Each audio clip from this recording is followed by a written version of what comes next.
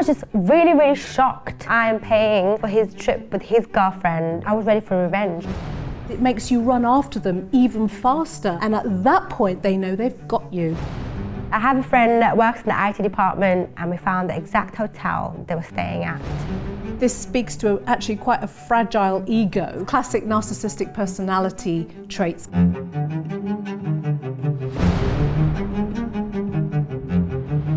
I met him at the bar. We caught each other's eye and we exchanged Snapchats. We were chatting for a couple of weeks. We hit it off. He was very confident and charismatic, funny, and he was quite handsome. I thought he was handsome. I did really like him in the beginning, and we kind of had a little thing, I guess. And because I was single, you know, I was new in London, it was nice to kind of have someone to talk to all the time. It was quite intense. That's the best way to describe it. It was in a short space of time, but I did really like him, and he told me he liked me too. He paid for all the dates. We went out for dinner. And when I told him I had about my job, he said, "Oh, you have such a good job. You've got a degree. You've got your life together." Like, I didn't understand why he kept saying that, but it did make me feel good. He told me I was different from other girls, and I did tell him I was a lot. I told him I had a big personality, and he said he liked that. He liked that I was different. God, how many guys have used that one? This perpetrator comes out with loads of classic lines that are very deeply flattering, especially in the honeymoon phase of a relationship. And the more flattered you are, the more likely you are to open up and be yourself and be more vulnerable and be more honest about who you are. He was just always telling me that he feels like he's not good enough for me. He used to tell me that all the time, and he used to tell me that he felt he was going to hurt me because I was too good for him, basically. What that does is it makes you run after them even faster and try and hold on to them. And at that point, they know they've got you. One day, he had a picture of a girl on his WhatsApp display picture. And I asked him who that girl was, and his energy changed, and he said it was a friend. He didn't like the fact that I was asking who this person was. I was stupid and said, "Okay, she's a friend, I believe you." His mask is starting to slip. Instead of saying, "Yeah, all right, you've got me," he starts to blame outwards. We were supposed to go on a double date, and he calls me and tells me that he can't find his wallet. I basically gave him my card. My card was contactless. I did not give him the PIN. Gave him my card to just tap. I literally had no suspicion. I didn't think it was suspicious at all. Remember, this is someone I speak to every single day. I've been speaking to him for about maybe 4 weeks, every single day on the phone. He drives a Mercedes. Like, you know, he tells me he's a director of a company. He's never not had money when we've been together. It didn't cross my mind at all that I was being used or scammed in any way. I have a Mercedes, I'm a director of a company, brag, brag, brag. What that does is you're very quickly feeling more confident about who you're with, more secure with who you're with. You just believe what you're told because actually you've been charmed off your feet by this charismatic individual. So every time we went to the bar, he'd get the drinks, everything was fine, we had a good night. He dropped my friends home and we went back to mine.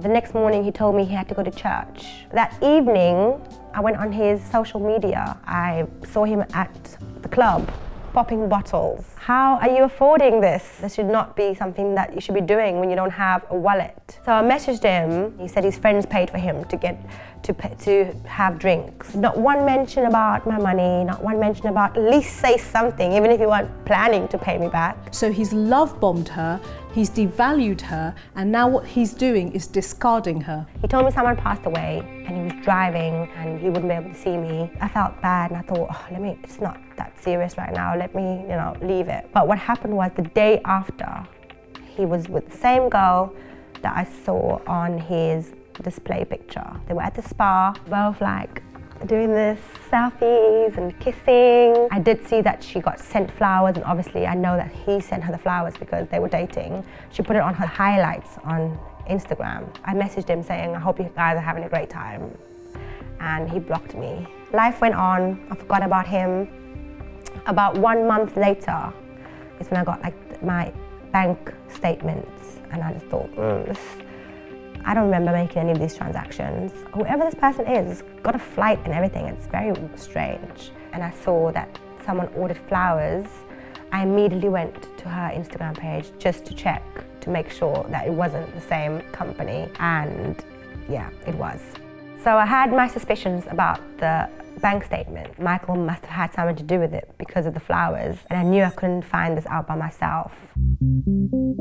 I have a friend who just knows how to catch everyone out, especially when it comes to the internet. I called her and I told her my suspicions, and straight away she was like, okay, let's do this. On the bank statement, there's a reference number from EasyJet. She logged in to the EasyJet page with his last name and the reference number. His name was there, her name was there, and they booked flights for a month ahead. And this is when we realized that he's actually behind pretty much all the other transactions because the dates were all close to each other. On the list of transactions that was on my bank card, there was a flight to Paris, flowers that he ordered to his girlfriend, a hotel in Paris, he was taking it to the Louvre to see Mona Lisa, his Sky broadband subscription, some parking tickets, council tax, and he also paid for likes on Instagram, so that was fun. I was just really shocked that he could do this, and also knowing that he is living his best life when I am paying for his trip with his girlfriend, who he was seeing the same time he was seeing me. I didn't understand it, and I was really pissed off. I had to get some kind of revenge from him, so I had to get my crew together because I'm South African. We don't let things slide. I made a group chat on WhatsApp, all my friends. There was about 10 of us. They all were like, okay, cool, let's get him. We decided to call the group chat Fraudbae. Now that everyone can see how I feel, I was ready for revenge. When you realise that you've been violated, it's really important that you get your crew around you, that you don't self-blame, that you don't feel shame and guilt and withdraw. That is exactly what that kind of perpetrator expects you or wants you to do. Just go away and lick your wounds. This was a really vital part of her plan to outsmart this perpetrator. I have a friend that works in the IT department. She is my dark web friend, and we found the exact hotel they were staying at by basically linking the website to the transaction and how much they paid for everything. Don't ask me how, that wasn't my part of the job. I had to call my mum. I'm quite close to my mum, and I just needed to get her opinion. She basically told me that it's fine, just go, you're doing the right thing. Don't let him get away with this. You're supporting yourself, don't let him take all your hard-earned money. So this is when I decided to make a statement. I spoke to a police officer, and then he even said we could just wait for him at the airport. How funny would that be? So he said, don't cancel anything, don't do anything, let's just see what he does. He started tweeting things about, I can't wait to go to Paris, how he can't wait to spoil somebody's daughter. It was like, oh my God, you have no idea. All we had to do now was wait for the airport situation. I couldn't get the day off work. So two of my friends were like, we're gonna go. So I paid for two of them to get the train to go to Gatwick. We watched his flight leave. The policeman told us that he was waiting at the boarding gate. He said, look, he didn't turn up. My friends were like, we need to find out when the next flight to Paris is, because he's definitely going to Paris. So we went back on his social media. He was just posting his life away, eating in Gordon Ramsay's restaurant. Classic. So I called the policeman. I said, look, I need you to go to that restaurant right now. They're having beans and sausages and eggs. The next morning, I got the phone call. Michael was arrested and he's been in custody the whole night. I just started screaming. I was like, ah! I went to the police station. I told them the whole story, and they asked me if they can take all my phone records. Take everything. I have all this evidence on my phone. Take the pictures, take all messages, I don't care. The policeman called me and he was like, Michael just said he did it. And I was like, what does that mean? He was like, well, you won. And I was like, I won, oh my God. It was a good day. It was a fantastic day.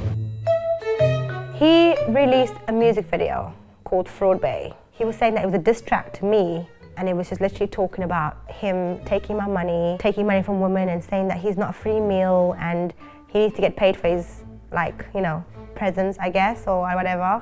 Didn't understand why he wasn't hiding right now. This specific behaviour is telling me loads about this kind of guy. Selfish, self-serving, manipulative, and will exploit anybody. He used this girl's voice over the music video. One of my friends said, you do know that if he didn't ask her for permission, she can get that whole music video taken off because it's copyright. And I was like, I'll be back. I found her and I messaged her, this is your voice on, and he's not paying you for it. She was like, all right, I'm gonna report it. And it got taken down. So that really must have hurt him, because he had about 50,000 views on that music video. Michael went on a massive tour. He started doing shows, podcasts, basically talking to anyone that would listen about how he treated me and how he basically took my money. Classic narcissistic personality traits. Instead of going away, apologizing, embarrassed, shamed, it's the opposite. He really loves being center stage, whether it's for positive reasons or negative reasons. To me, this speaks to actually quite a fragile ego. And he also mentioned something about creating merchandise and capitalizing off the whole thing. And I didn't want him to make money from it. So I went and copywritten the word Fraudbae. She cuts off his narcissistic supply and basically dries him up. I've had a lot of people empathizing with my story. One of these people that messaged me was my current partner now. We basically been together ever since. Yeah, Fraudbae ended up being something that led to my ultimate peace, really. She drew on the strength of her friends, her support, her family, and she rebuilt herself back to a wiser, more resilient, more confident young woman. That's what makes Angel special.